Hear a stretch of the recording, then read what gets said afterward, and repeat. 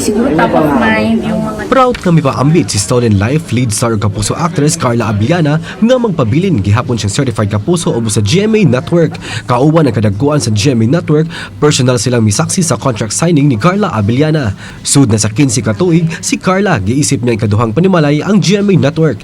Saksi usab ang mga kapuso fans sa iyang paglambo siyang acting skills pinaagi sa mga kapuso projects sa nakalabayng mga katuigan.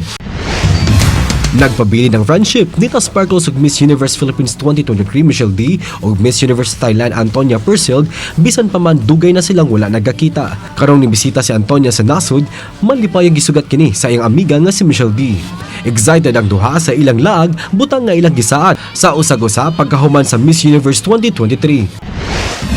Pabalik-balik nga pait nga panghitabo ang nisinati ni Angela nga karakter ni Jeneline Mercado. Kinihuman na miligro ang kinabuhi sa makamot ni Elton nga karakter ni Mike Tan. Inay nga pusilon ni Elton si Bernard, naunhan siya sa kapulisan ug naigo si Elton sa luyong bahin. Apan nagduda si Angela nga basin mabalik na usab ang pait nga panghitabo. Mabuhi kaha pagbalik si Elton kana ang dungan tang siren sa Love Die Repeat sa GMA Prime 8:50 PM.